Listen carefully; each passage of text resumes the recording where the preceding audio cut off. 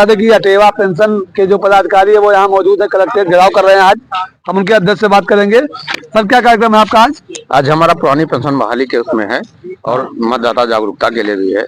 अच्छा, एक टिकट में 200 है आपका? आप कह सकते हैं, लेकिन हमको जो हमारे शिक्षक कर्मचारी हैं वो हमारे इस दौर से गुजर रहे हैं। इस समय ये 30 साल 35 साल हम ये कह रहे हैं कि अगर पुरानी पेंशन से आर्थिक व्यवस्था पे इतना बोझ पड़ रहा है तो अपना क्यों ले रहे हैं? सांसद विधायक सब लोग छोड़े पुरानी पेंशन, तो आप अपनी तुलना उनसे कर रहे हैं, क्यों नहीं करेंगे? उनका तो समाज सेवा काम करना है, हम तो कर्मचारी हैं, हम तो नौकरी कर रहे हैं, हमको पुरानी पेंशन की आवश्यकता है। बुढ़ापे में हमको कहाँ सहारा मिले? मतलब अगर उनका बंद कर दिया तो आप खुश है तो आप बंद करें उनका पहले। वो अपना छोड़ने एक देश एक चुनाव की बात कर रहे हैं तो पेंशन को भी यदि एनपीएस हमारे लिए लागू होता है। बताइए कि आप लोग पढ़े लिखे बुद्धिजीवी वर्ग से आते हैं, विश्व के और किन देशों में पेंशन दिया जाता है, ये बता दीजिए।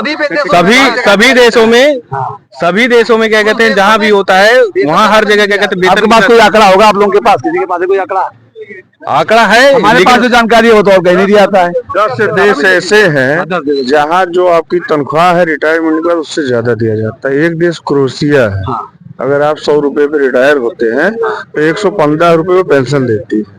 अच्छा, आप आ जाइए ब्रिटेन पे 49% पेंशन है, यानी रिटायरी पेंशन पे आधा। आप अमेरिका पे आ जाइए, बहुत सारी मूलभूत सुविधाएं बुजुर्गों के लिए हैं वहाँ बुजुर्गों के लिए बहुत सारी व्यवस्थाएं। पेंशन की बात करिए आप आइए, ये वो सामान्य बुजुर्गों के लिए भी व्यवस्थाएं हैं, लेकिन जो उनके कर्मचारी उनको 29% पेंशन देती है, उसके साथ बहुत सारी सुविधाओं में रिबेट मिलता है।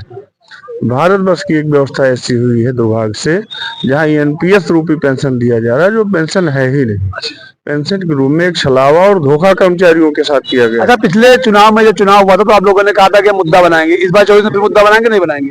अब ये कहने के लिए नहीं, पेंशन हमारा मुद्दा नहीं है। पेंशन एक राष्ट्रीय स्तर का मुद्दा है। कई राज्यों की सरकार बनी और बिगड़ी है पेंशन के आधार पे, लेकिन योगी जी तो जीत गए हैं ना हमारी लोकतांत्रिक व्यवस्थाओं में। योगी जीत जाए कोई जीत जाए, जीत हार का विषय नहीं है, ये भविष्य का विषय है उन कर्मचारियों के लिए जो अपने जीवन में देश की सेवा में 62 वर्ष अपना जीवन लगा रहे हैं।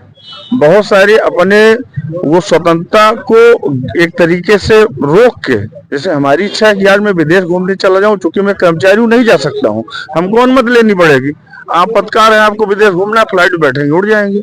ऐसी स्वतंत्रताओं को हमने एक तरीके से रोक रखा, ग्रहण लगा हुआ है, और उसके बावजूद भी सरकार की नैतिक जिम्मेदारी है इस लोक कल्याणकारी व्यवस्थाओं में कि एक ऐसी पेंशन व्यवस्था दें जिससे हमारा भविष्य सुरक्षित और संरक्षित रहे, ना कि हमारी पेंशन आप मांग रहे हैं, कोई नई व्यवस्था मांग रहे हैं? नहीं, हूबहू पुरानी पेंशन ही चाहिए। पुरानी पेंशन की व्यवस्था में ही कर्मचारी अपने आप को सुरक्षित महसूस कर रहा है।